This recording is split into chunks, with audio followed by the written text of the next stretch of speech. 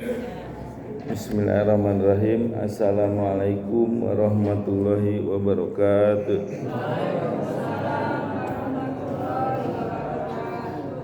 Innal hamdalillah nahmaduhu wa nasta'inuhu wa nastaghfiruh wa na'udzu billahi min shururi anfusina wa min sayyiati a'malina may yahdihillahu fala mudhillalah wa may yudhlilhu fala hadiyalah. Asyhadu an la ilaha illallah wahdahu la syarikalah wa asyhadu anna Muhammadan abduhu wa rasuluh.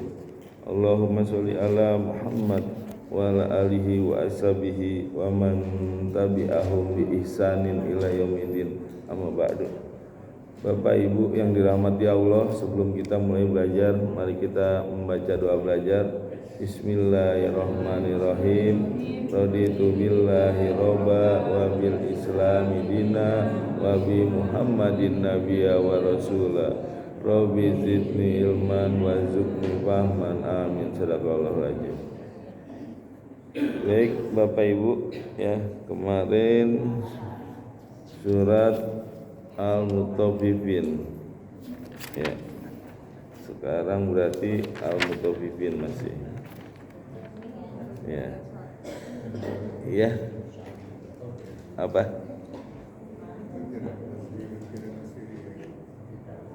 Oh, cerita kan kemarin setiap awal pekan, ya.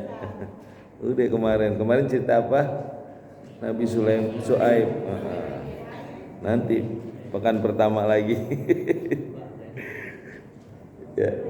ya, jadi siapa nih yang baca? Bapak katanya. Apa mau baca sama-sama? Saya baca, Bapak Ibu ikutin gitu ya. Ya, biar semuanya baca. A'udzu billahi minasy syaithanir rajim. A'udzu billahi minasy syaithanir rajim. Bismillahirrahmanirrahim. Bismillahirrahmanirrahim. Wailul lil mutaffifin. Alladzina idzaqtalu 'alan nasi yastawfun.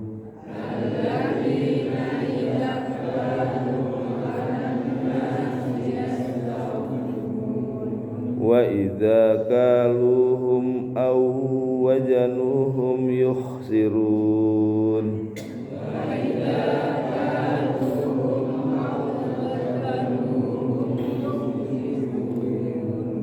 Ala yadunnu ulaika annahum mab'usun.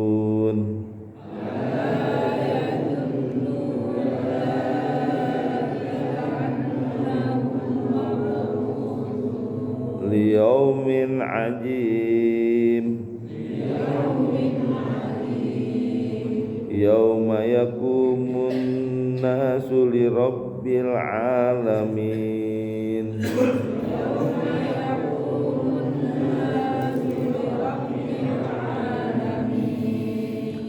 Kalla inna kitabal fujjari lafi sijjin.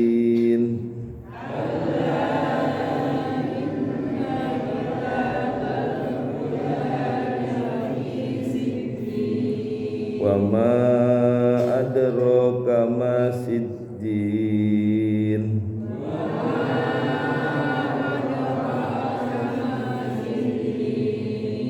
Kitabum marqum.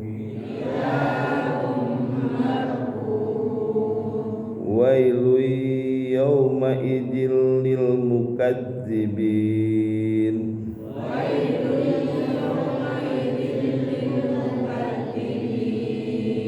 Alladzina yukadzibuna biyaumiddin.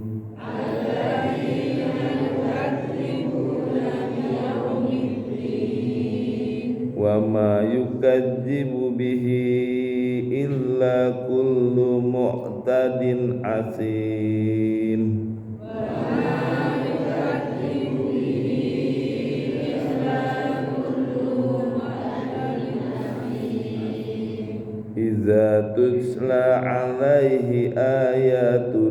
qala asatirul awwalin.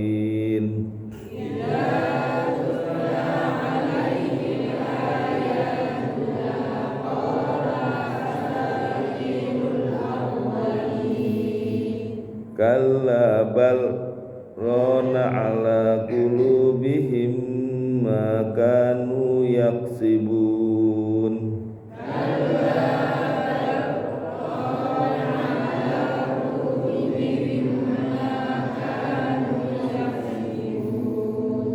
Kalla innahum an rabbihim yawma idil lamahjubun.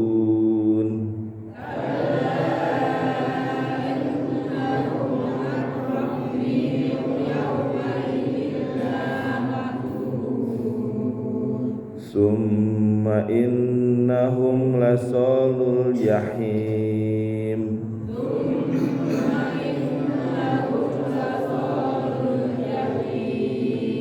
Summa yuqalu hadzal ladzi kuntum bihi tukadzibun.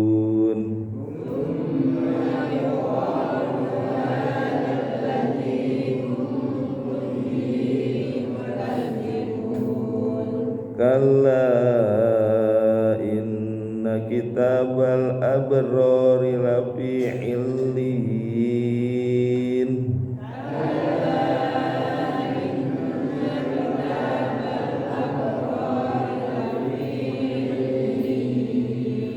Wa ma adraka ma illiyun.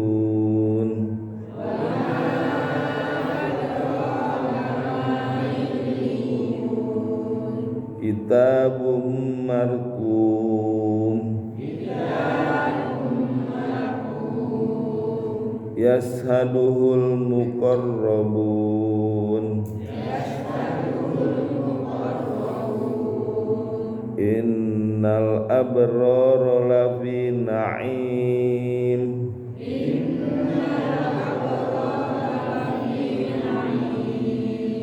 Alal araiki yanjurun.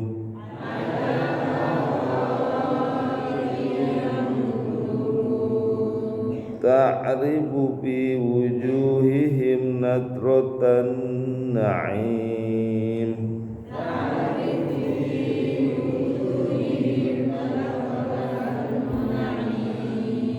Yusqawna min rahiqim mahtum.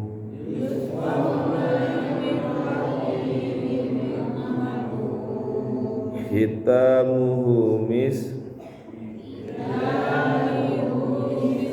Wa fi dzalika falyatanafasil mutanafisun.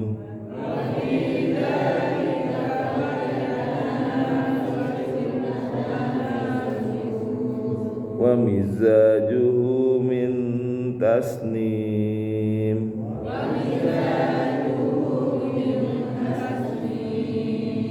Ainai yasrabu bihal muqarrabun.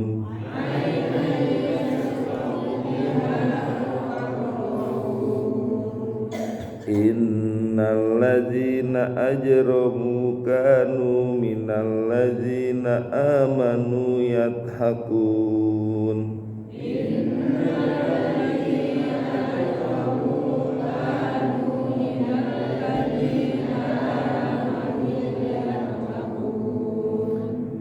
Wa idza marru bihim yataghamajun.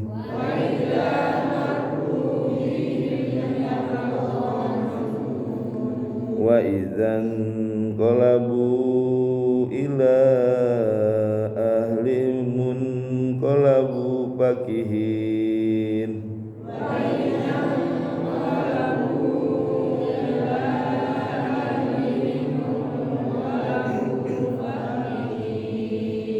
Wa idza ra'awhum qalu inna haula'i ladallun.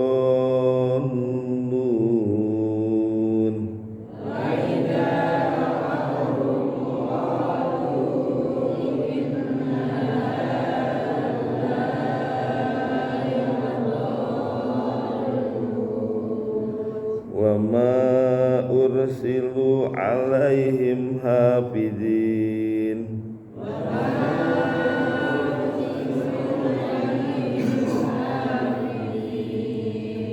Wal yawmal ladzina amanu minal kuffari yadhakun.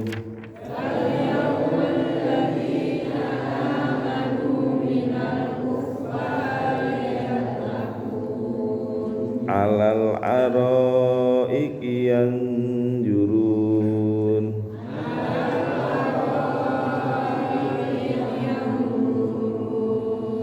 Hal suwibal kuffaru ma kanu yaf'alun.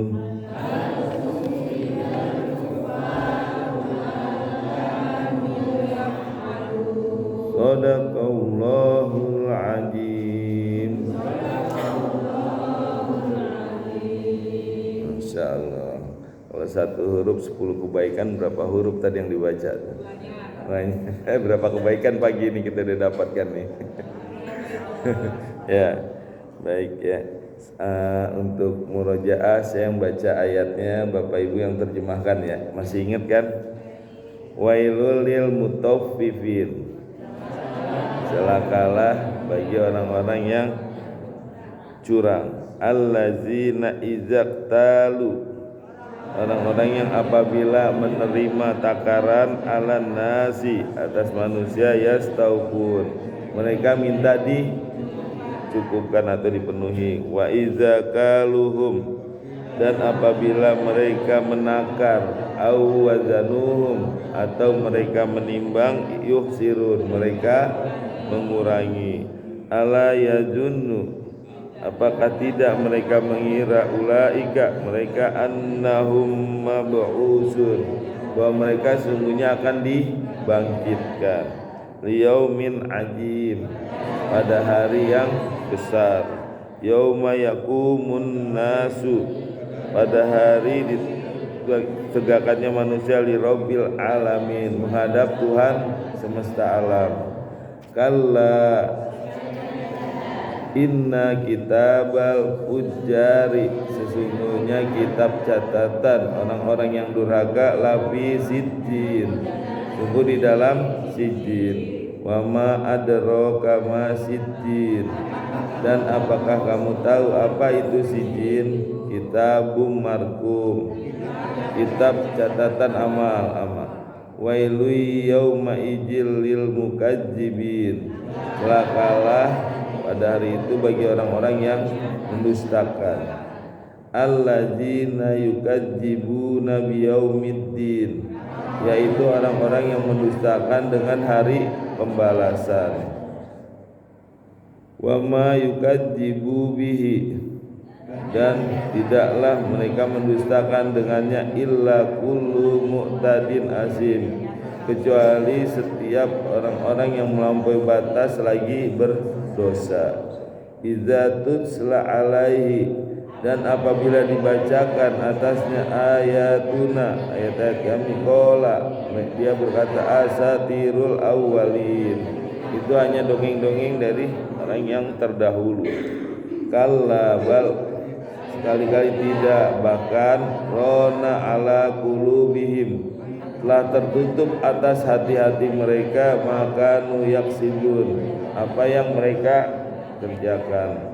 Kalla, sekali-kali tidak, innahum ar-rabbihim, sesungguhnya mereka terhadap Tuhan mereka, yauma izin, pada hari itu, lamahjubun, sungguh telah terhalang. Summa innahum lasolul jahim, sungguhnya mereka sungguh masuk ke dalam neraka jahim. Summa yuqalu hadzal ladzi, dia mengatakan inilah yang kuntum bihi tukadzibun, yang kalian dustakan. Kalla inna kitabal abrori, sesungguhnya kitab catatan orang yang berbakti, lafi illiyin, sungguh di dalam illiyun. Wa ma adraka ma illiyun, dan apakah kamu tahu apa itu illiyun? Kitabum marqum, kitab catatan amal-amal. Yashaduhul muqarrabun, yang menyaksikan dan yang didekatkan pada Allah. Innal abrara lafi na'im, sungguhnya orang-orang yang berbahagia sungguh di dalam surga yang penuh kenikmatan. Alal araiki yanjurun, di atas dipan-dipan mereka memandang. Ta'rifu fi wujuhihim, kalian akan mengetahui pada wajah mereka natrotan naim, yang penuh kesenangan dan penuh kenikmatan. Yusqauna mir rahiqim mahtum, mereka diberi minum dari homer yang disegel. Hitamuhu mis, segelnya dari kasturi. Wa fi dzalika, dan pada yang demikian itu fal yatanafasil mutanafisun, maka hendaklah berlomba-lomba. Wa mizajuhu min tasnim, dan campurannya dari tasnim. Aina yasrobu, mata air yang diminumnya bihal muqarrabun, dengannya yang didekatkan pada Allah. Innal ladzina ajramu, sesungguhnya orang-orang yang berdosa, kanu, mereka minnal ladzina amanu, terhadap orang-orang yang beriman, yathakun, mereka mentertawakan. Wa idza marru bihim, dan apabila mereka melewati orang-orang yang beriman, yataghamazun, mereka mengedip-edipkan matanya. Wa idzan qalabu, dan apabila mereka kembali ila ahlihim, kepada keluarga mereka, in qalabu fakihin, mereka kembali dengan gembira. Wa idza ra'awhum, dan apabila mereka melihat orang-orang beriman, qalu, mereka berkata, inna haula'i ladallun, sesungguhnya mereka orang-orang yang sesat. Wa ma ursilu alaihim hafizin, dan tidaklah mereka diutus atas orang-orang beriman hafizin, untuk menjaga. Fal yaumal ladzina amanu, maka pada hari itu orang-orang yang beriman, minal kufari, terhadap orang-orang kafir, yathakun, mereka mentertawakan. Alal araiki yanjurun, di atas dipan-dipan mereka memandang. Hal suwibal kufaru, apakah balasan bagi orang-orang kafir, maka nuyafalun, terhadap apa yang mereka kerjakan. Iya, masih ini ya, masih ingat. Di luar kepala apa di dalam kepala? Di dalam kepala, masya Allah ya. Kemarin bahas ayat 1, wailul lil mutaffifin. Kemarin baru wail, celaka ya. Jadi wail artinya apa? Kecelakaan, kebinasaan, kehancuran ya. Menurut ulama wail bisa kecelakaan, kebinasaan, dan kehancuran. Sekarang yang kita bahas al-mutaffifin. Secara bahasa al-mutaffifin artinya kecurangan. Namun ulama ada yang menerjemahkan bahwa al-mutaffifin itu punya akar kata. Jadi akar kata dari al-mutaffifin yaitu tawfifun ya. Tawfif, dari kata tawfif artinya apa? Sedikit, remeh ya. Jadi al-mutaffifin artinya orang yang mengambil ya pendapatan yang jumlah nominalnya sedikit dan remeh ya. Jadi al-mutaffifin kecurangan yang diambilnya jumlahnya sedikit dan remeh, tapi dia mendapat ancaman wail ya, mendapat ancaman kecelakaan, kebinasaan, dan kehancuran ya. Itu ya wail ya, jumlahnya sedikit tapi ancamannya besar gitu. Nah al-mutaffifin ini biasanya orang yang main timbangan ya, kalau asbabun nuzulnya. Jadi misalkan gula 1 kilo ya, dia timbang jadi 9 on atau 0,9 kilo. Nah itu paling 1 on Kalau dimainkan paling 500 1.000 rupiah lah taruh ya. Tapi dengan dia mengambil 1.000 rupiah, ancamannya adalah wail ya, kecelakaan, kebinasaan dan kehancuran, bukan hanya di dunia tapi di akhirat juga dia akan dapatkan ya. Begitulah cara Allah ya menunjukkan betapa jijik dan bencinya kita terhadap orang-orang yang berbuat curang ya. Sebenarnya Allah udah menciptakan manusia ya, itu ketika lahir ya, bayi baru lahir itu udah dibekali fitrah ya. Fitrah itu artinya apa? Itu zakat.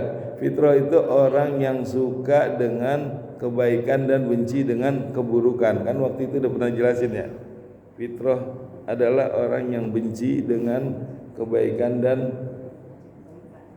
orang yang suka dengan kebaikan dan benci dengan keburukan ya. Itu dari bayi udah tahu tuh ya. Coba kalau bayi dipelototin nangis itu dia benci dengan keburukan ya. Tapi kalau disenyumin, diketawa-tawa seperti itu ya. Nah itu dari sejak bayi udah dikasih fitrah, suka dengan kebaikan, benci dengan keburukan. Nah kecurangan ini adalah satu keburukan ya. Nah manusia pada intinya nggak suka dengan kecurangan, tapi karena seringnya terjadi kecurangan ya, dan ini jadi kebiasaan dalam berbuat curang, akhirnya kecurangan dianggap lumrah ya. Makanya Allah menurunkan surat Al-Mutaffifin ya, biar kembali kepada fitrahnya, suka dengan kebaikan, benci kepada keburukan ya. Karena kadang yang menciptakan kita juga ya. Kalau mau cepat ngasih uang pelicin, akhirnya karena udah biasa dikasih uang, kalau yang nggak ngasih dilambatin, padahal nggak bayar aslinya. Nah, karena kebiasaan makanya Allah ingatkan dengan turunnya surat Al-Mutaffifin biar manusia kembali kepada fitrahnya gitu.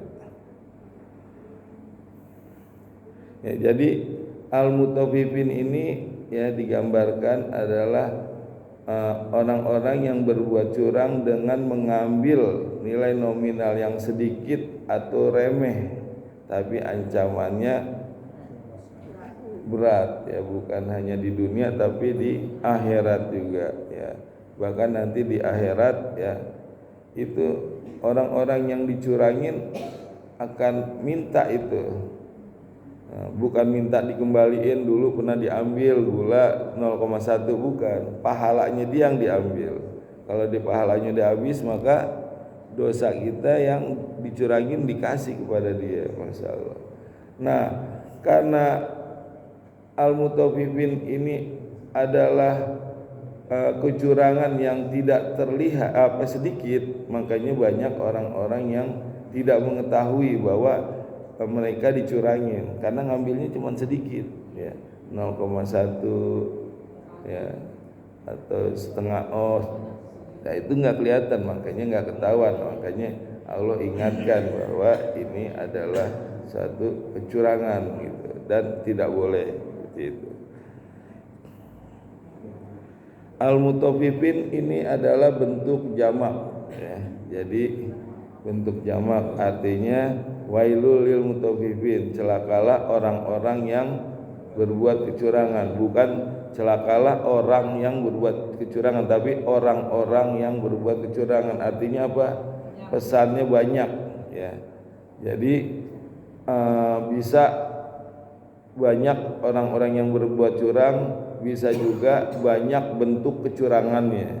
Jadi kecurangannya ini bukan dimonopoli hanya dalam dagang aja.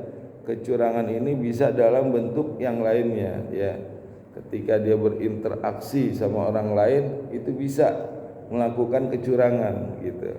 Bahkan orang yang berinteraksi ya terhadap Allah pun bisa dia melakukan kecurangan. Nanti akan kita bahas ya. Jadi kecurangan ini bukan hanya milik pedagang, tapi masih banyak bentuk kecurangan, makanya dalam bentuk jamak al-mutaffifin ya. Jadi orang-orang yang berbuat kecurangan, bisa jumlahnya banyak, bisa juga bentuk kecurangannya yang banyak ya. Nah, salah satunya adalah ya, saya bagi 3 deh kecurangannya. Yang pertama interaksi dalam bisnis. Yang kedua interaksi sosial, misalnya dengan istri, dengan tetangga, dengan masyarakat. Yang ketiga interaksi politik ya. Nah, lalu yang keempat ya terhadap Allah, nanti interaksi terhadap Allah. Nah, ini yang saya bahas 4 ya. Yang pertama interaksi bisnis ya, ini emang asbabun nuzulnya surat ini diturunkan untuk orang-orang yang curang dalam timbangan ya. Nah, misalkan dia dagang gula, beras, terigu ya. Nah, itu dia misal contoh curang nih, dia beli gula 1 karung, lalu dibungkusin tuh, ada yang 1 kilo, ada yang setengah kilo, ada yang seperempat. Nah, yang sekilo ini dia bungkus menjadi 9 on, yang setengah kilo dia bungkus jadi 4,5 on, yang seperempat jadi 2 on. Nah, itu kan curang. Dia bilang kalau nggak gini nggak bisa dapat untung gitu. Padahal dengan dia berbuat seperti itu justru malah dia rugi di dunia dan rugi di akhirat ya. Nah, jadi Allah mengatakan barang siapa yang menjolimi orang lain maka sama saja menjolimi diri sendiri. Nah, ini juga berlaku, barang siapa yang membuat rugi orang lain maka sama saja membuat rugi dirinya sendiri ya. Nah, barang siapa yang curang terhadap orang lain sama saja mencurangi diri sendiri. Nah, ini misalkan contoh nih ya, merugikan diri sendiri. Ketika dia beli gula 1 kilo ya, lalu dia punya timbangan di rumah ya, lalu ditimbang sama ibu-ibu nih yang beli gula nih, lah kok cuma 9 on, nah, kurang 1 on ini gitu. Nah, dari situ ibu udah mulai kecewa bu, kecewa gak? Kecewa ya. Nah akhirnya dia berjanji, wah nggak benar nih timbangan beli di warung ini, udah saya nggak mau beli lagi dah di situ. Nah, artinya dia nggak akan kembali lagi ke warung itu. Masih mending kalau dia cuma begitu, karena kekecewaannya dia cerita sama orang-orang, jangan beli di warung itu, timbangannya nggak bener, kurang. Akhirnya apa? Tahu-tahu sepi aja, ya kan? Nah, itu secara dunia dia udah rugi itu, ya. Tapi coba kalau misalkan timbangannya diangetin gitu ya, 1 kilo jadi 1,5 kilo on misalnya. Nah, begitu ibu ditimbang, wih, timbangannya cakep nih, 1 kilo lebih gitu. Nah, saking senangnya ibu bilang, no di warung itu bagus timbangannya gitu. Nah, artinya apa? Ketika kita membuat orang rugi itu sebenarnya merugikan diri sendiri. Ketika membuat orang untung maka sama saja menguntungkan diri kita ya. Nah, itu dalam bisnis seperti itu. Berlaku juga terhadap beras, terigu, itu kan ada yang ditimbangin juga terigu ya, 1 kilo minyak diliterin. Nah, itu berlaku juga seperti itu. Jadi ketika kita membuat rugi orang lain itu sama saja merugikan diri sendiri. Nah, itu dampaknya sampai ke situ ya.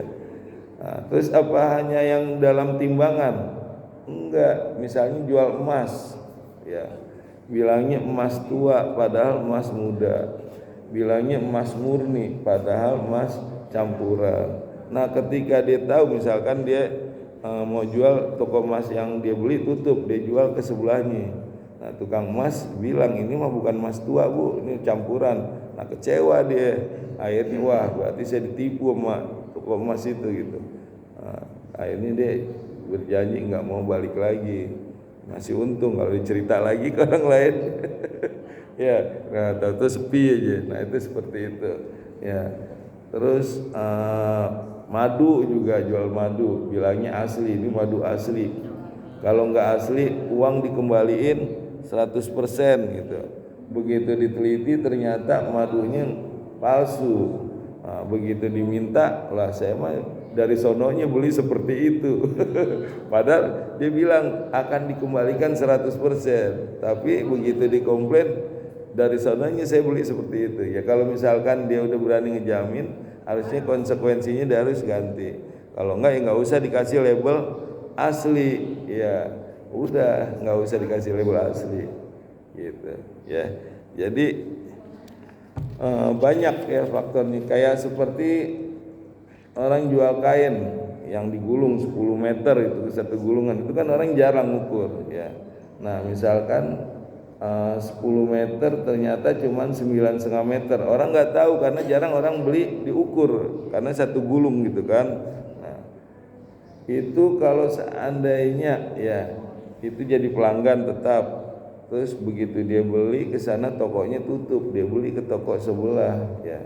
Nah begitu beli di toko sebelah, lah kok ini jadinya lebih banyak, begitu dipotong bisa jadi 11 baju, yang kemarin cuma 10 baju. Nah, berarti lebih banyak di sini. Begitu diukur sebenarnya wah ternyata yang ini benar, yang sana kurang. Nah, akhirnya nggak mau lagi beli di situ ya. Nah itulah orang yang curang sebenarnya mencurangi diri sendiri. Itu di dunia, nanti di akhirat dapat lagi tambahan, rugi dunia dan akhirat ya. Nah, ini juga orang jual kacamata bilangnya ini kacamata asli, merek bermerek, nggak tahu kacamata KW, begitu jatuh langsung patah. Sepatu juga sekarang banyak sepatu bermerek, mereknya keren-keren ya kan. Nah, bilangnya ini asli, nggak tahu KW, begitu dipakai 3-4 kali jebol. Kecewa. Akhirnya wah jangan beli di situ dah, KW itu ya. Nah, itu jangan sampai merugikan, nanti itu rugi terhadap diri sendiri ya, dunia dan akhirat. Begitu juga orang beli mobil, kalau orang yang ahli mah cuma diketok-ketoknya tahu ya, wah ini asli, ini dempulan nih gitu. Tapi kalau orang awam ya dibilang ini mobil masih orisinil, masih mulus gitu. Nah namanya orang awam belum pernah beli mobil, dia percaya aja gitu kan. Nah, begitu dia beli, dilapor ke temannya pinter mobil, diketok-ketok, wah ini dempulan semua ini. Ini bekas kecelakaan nih gitu. Nah akhirnya kecewa. Bukan hanya dia nggak mau ini, bisa jadi dia nuntut, digugat itu karena udah ditipu gitu, bisa jadi seperti itu. Nah akhirnya rugi 2 kali, udah dia minta dibalikin, digugat juga, dituntut, seperti itu ya. Jadi dalam bisnis pun ya kita tidak boleh curang, itu dampaknya terhadap diri sendiri ya, karena mencurangi diri sendiri. Itu tadi yang pertama interaksi bisnis, yang kedua interaksi sosial ya. Jadi segala bentuk interaksi sosial ya itu segala hak-haknya yang harus ditunaikan. Kalau kita nggak menunaikan hak-haknya, maka kita termasuk al-mutaffifin. Misalnya ya, seorang suami interaksi dengan istri, apa hak-haknya suami? Yaitu terhadap istri ya, yaitu memberikan nafkah lahir dan batin. Ya kalau misalkan suaminya pelit padahal gajinya gede ya, sama istrinya pelit gitu, terus sering pergi-pergi jarang pulang, nah itu kan nafkah lahir batin nggak dipenuhi. Nah ini kemungkinan istrinya bisa berpaling gitu ya. Nah, begitu ya, karena ujian buat laki-laki itu ketika dia punya uang banyak, ujian buat perempuan ketika suami nggak punya uang. Masih setia gak sama suami, kebanyakan kan gitu ya. Kalau laki-laki begitu uang banyak itu ujian tuh, mau kawin lagi, mau berpaling atau selingkuh. Nah itu ya. Nah kalau buat perempuan ujiannya ketika suami nggak punya uang. Itu waktu moneter, krisis moneter, itu tingkat perceraian paling tinggi grafiknya. Penyebab utamanya adalah faktor ekonomi. Ya. Nah, jadi ya kewajiban suami menunaikan atau memberikan nafkah lahir dan batin. Sedangkan interaksi istri terhadap suami apa? Yaitu memberi pelayanan, perawatan, perhatian, ya. Nah, jadi istri nggak ada alasan, aduh capek baru dari mall gitu. Kalau emang waktunya melayani harus melayani gitu. Kalau enggak nanti suami bisa berbalik. Atau perawatan, mentang-mentang udah jadi suami udahlah nggak usah merawat diri. Nah, itu perlu perawatan juga biar nanti begitu pulang ke rumah, oh nggak beda jauh, yang di rumah juga nggak kalah gitu. Perhatian juga penuh perhatian, jangan sampai nanti sekretarisnya lebih perhatian daripada istrinya. Jadi pelayanan, perawatan, perapihan. Nah, kalau dia enggak melakukan itu maka termasuk al-mutaffifin. Jangan salah loh, ketika istri menolak diajak suami itu Allah mengutuk semalaman tuh, malaikat mengutuk. Nah, makanya itu masuk al-mutaffifin itu. Jadi enggak ada tuh alasan enggak bisa melayani. Ya. Terus orang tua terhadap anak apa haknya? Memberi pendidikan, ya. Anak diberi itu pendidikan, kalau perlu sampai perguruan tinggi, S1, S2, S3, S apa lagi. Terus memberi pengarahan, ini loh nak yang benar, ini yang salah gitu. Memberi pengarahan, terus memberi nafkah, ngasih uang sangu. Nah, kalau enggak melakukan itu maka termasuk al-mutaffifin. Iya, kalau perempuan harus dinikahkan sampai nikah, laki-laki juga kita lamarin gitu. Iya, itu seorang tua terhadap anaknya gitu.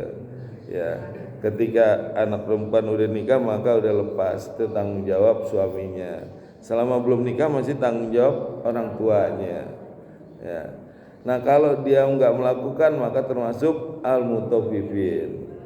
Bukan hanya orang tua yang rugi, ya, nanti anak juga rugi, masyarakat juga rugi. Misal anaknya enggak disekolahin, ya, anaknya jadi orang yang bodoh, nggak bisa apa-apa, kerja ini nggak bisa, kerja itu nggak bisa karena nggak ngerti, suruh dagang salah-salah mulu, rugi mulu gitu. Nah, itu merugikan bukan hanya keluarga, masyarakat juga rugi, nggak bisa ngapa-ngapain. Ya. Anak laki-laki juga kita lamarin kalau misal ini sampai. Kenapa? Sebenarnya ya itu kalau anak laki-laki ini ilafiah ya, ada yang cuman sampai dia balik dia udah bisa tanggung jawab terhadap dirinya sendiri gitu. Ada juga sampai dia 21 umur dia udah kerja gitu, itu bisa dilepas gitu, seperti itu. Tapi kalau perempuan sampai nikah itu ya, laki-laki kan bisa mandiri nih. Mandi sendiri ya. Nah, terus anak terhadap orang tua apa? Anak terhadap orang tua, birrul walidain, berbakti kepada orang tua. Kalau dipanggil langsung, jangan pura-pura nggak dengar, dia main HP, tanggung gitu. Itu juga al-mutaffifin itu, anak terhadap orang tua gitu. Kalau dia nggak berbakti, al-mutaffifin maksudnya ya. Lalu yang ketiga tadi apa? Interaksi politik. Nah, jadi ini ketika kampanye janjinya setinggi langit. Ya apa?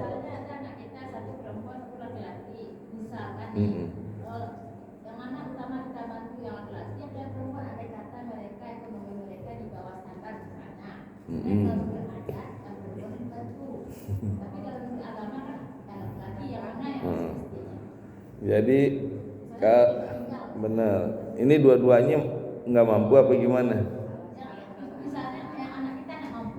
Dua-duanya, laki dan perempuan. Ya. Ya kalau bisa dibantu dua-duanya lebih bagus. Ya, kalau misal pilihan ya laki-laki yang dibantu karena dia sebagai kepala rumah tangga yang menanggung istrinya. Kalau istri kan ditanggung sama suaminya.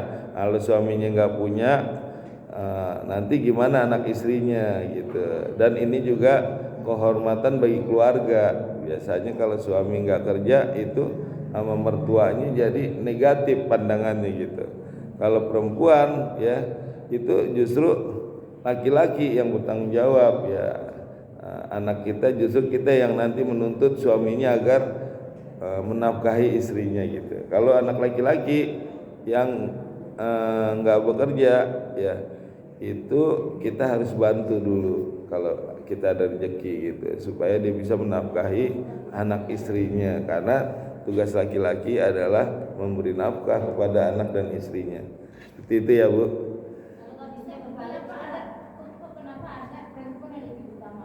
Kenapa? Itu adat Padang kali diutamakan perempuan. Kalau iya, ya. Jadi jangan kita ini berdasarkan agama, jangan dasarkan adat ya. Ya. Gitu ya Bu.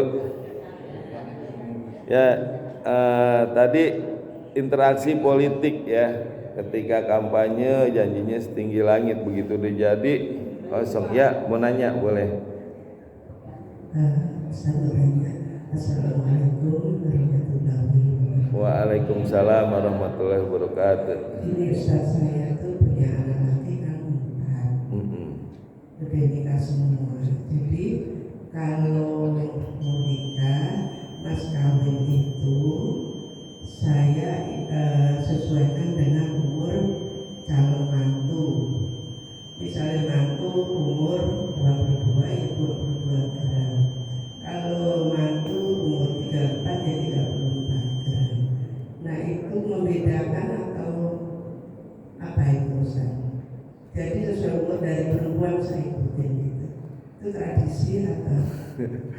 Ya itu cuman itu aja apa ya, biar pas ngepasin, sebenarnya nggak ada hukumnya seperti itu. Ada juga nih tanggal cantik nih, misalnya tanggal 24 bulan 8 jadi emasnya 24,8 itu cuman ya, ngepas. Selama ini ada yang 22, ada yang 26, ada yang 31, ada yang 34. Jadi sesuaikan umur dari bentuk jumlah gram gitu. Nggak apa-apa kan saya? Nggak apa-apa. Ya. Nggak apa-apa, cuman nggak ada keharusan. Nggak apa-apa, mau lebih banyak lebih bagus. Rasulullah itu ya memberi maharnya berapa?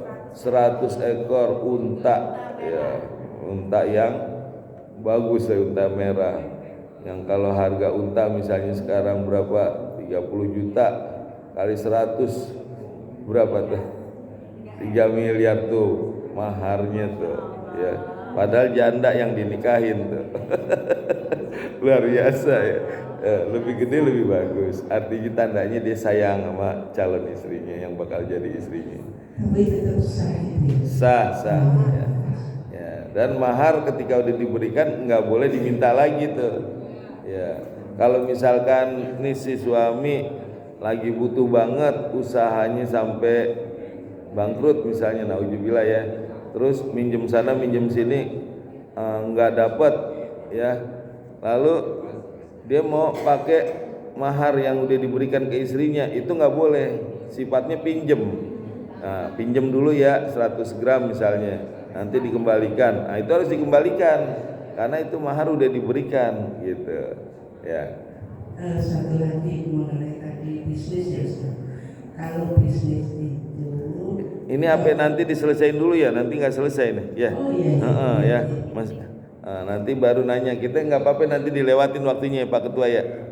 Ya, nanti dilewatin ya, kita selesaiin dulu ya. Politik ngegelitik ya. Jadi janjinya setinggi langit, begitu terjadi realisasinya kosong. Nah itu juga al-mutaffifin.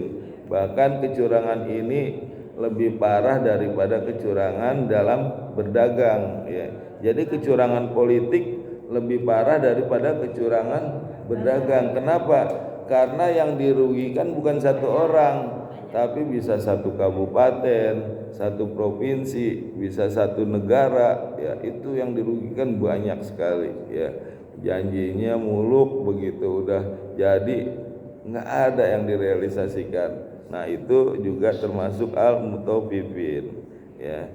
Jadi dari Imam Muslim Rasulullah bersabda, barang siapa yang bersumpah ya demi mengambil hak saudaranya sesama muslim ya, maka diharamkan dia masuk surga dan diwajibkan masuk neraka.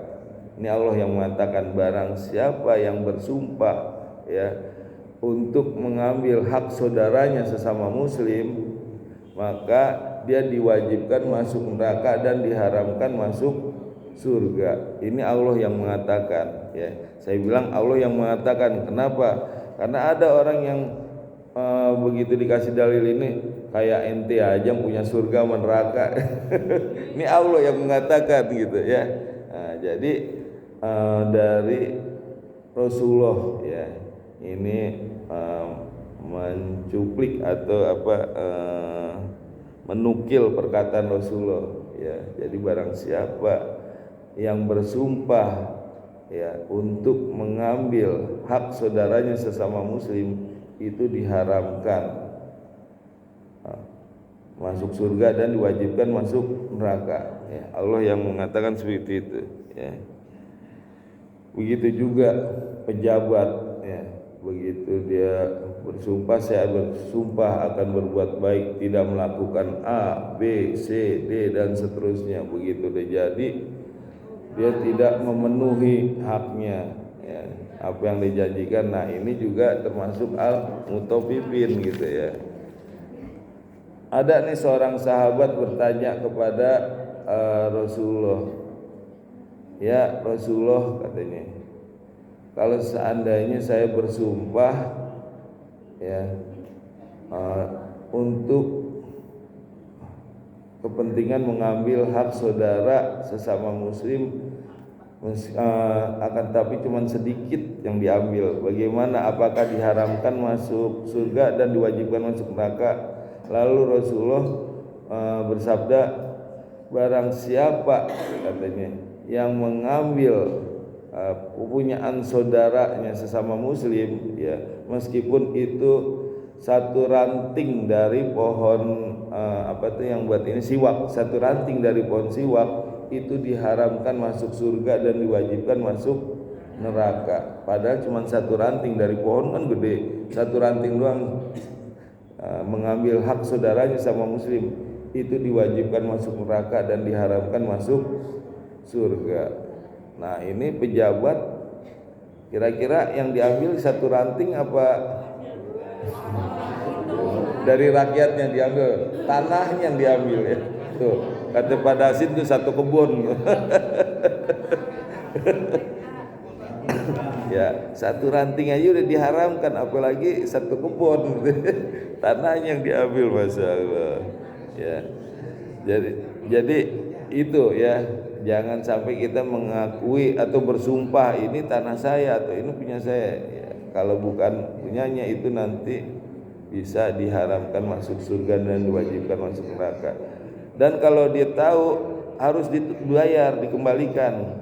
Karena nanti kalau udah di akhirat udah nggak bisa mengembalikan. Nah, itu maka kalau di akhirat dia akan diambil pahalanya untuk ngebayar, dan kalau dia nggak cukup pahalanya akan diberikan dosa dari orang yang dizalimi. Misalnya dia orang politik bersumpah satu negara yang dirugikan, maka itu satu negara itu penduduk ya, satu negara dia akan menuntut itu di sana, pahalanya dia habis, udah dosanya kasih semua ke dia. Masya Allah, satu negara itu yang memberikan dosa.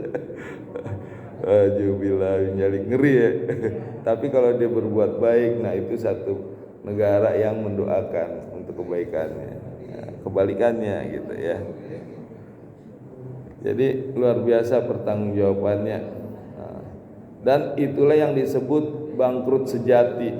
Kalau orang di akhirat itu bangkrut sejati. Kenapa? Karena dia udah nggak bisa lagi mengusahakan pahalanya. Kalau di dunia ya ketika dia bangkrut dia masih bisa berusaha, tapi kalau udah di akhirat udah nggak bisa, karena yang diusahakan cuma di dunia. Di akhirat udah tinggal nerima aja, diambil ya diambil, diberikan ya diberikan pahalanya. Itu namanya muflis, bangkrut sejati. Bener-bener bangkrut itu ya. Nah terus curang terhadap Allah nih ya. Yang keempat ya, curang terhadap Allah, contohnya adalah syirik ya, itu kecurangan yang terbesar. Jadi kata Rasulullah dari Imam Bukhari ya, haknya Allah atas hambanya adalah hanya menyembah kepada Allah dan tidak berbuat syirik. Udah itu aja. Haknya Allah hanya menyembah kepada Allah dan tidak berbuat syirik. Ya. Kalau dia menyembah Allah tapi dia juga menyembah yang lain, itu nggak boleh. Itu namanya musyrik, menyekutukan. Ya. Ada lagi orang yang mencuri sholat, yaitu tidak tumakninah. Nah ini juga kata Rasulullah ya, dari Imam Ahmad, Rasulullah bersabda, pencuri yang paling jahat adalah orang yang mencuri sholat, yaitu orang yang tidak tumakninah ya. Jadi misalnya baru juga ruku ya, belum baca subhanarabbiyal azim udah diri gitu. Nah itu namanya mencuri sholat ya. Jadi paling minim ketika dia ruku udah benar baru dibaca subhanarabbiyal azimi atau subhanarabbiyal azimi wa bihamdi, itu minimal 1. Nah itu namanya tumakninah minimalis. Syukur-syukur 3 kali baca ya. Kalau cuma 1 kali itu minimalis itu. Ya, begitu juga begitu ditegap baru Robbana lakal hamd. Jangan sami Allah tuh langsung duduk. Nah itu mencuri itu namanya ya. Nggak boleh. Itu pencuri yang paling jahat adalah mencuri dalam sholat. Nah ini biasanya terjadi di bulan Ramadan ini. Kalau masjid yang sholatnya cepet terawihnya, nah itu yang jadi ramai itu. Kalau yang lama sepi itu. Nah ini pengen dapat yang biar ramai jamaahnya, dicepetin. 23 rakaat cuman 7 menit. Nah itu kan sama aja dia mencuri ya dalam sholat. Ada gak 23 rakaat 7 menit? Cepet banget itu. Nah itu pencuri salat, itu nggak boleh. Jadi sahabat Rasulullah yang bernama Huzaifah ya, ketika dia melihat orang melakukan sholat seperti itu nggak tumaninah, maka didatengin sama Huzaifah, ditanya, kamu udah melakukan sholat berapa tahun? 40 tahun ya sahabat, gitu. Nah, selama 40 tahun kamu belum sholat, katanya gitu. Nauzubillah min dzalik. Jadi nggak dianggap sholat itu orang yang nggak pakai tumakninah. Ya, saya rasa cukup ya. Yang mau nanya masih boleh Pak Ketua, masih ya boleh Bu.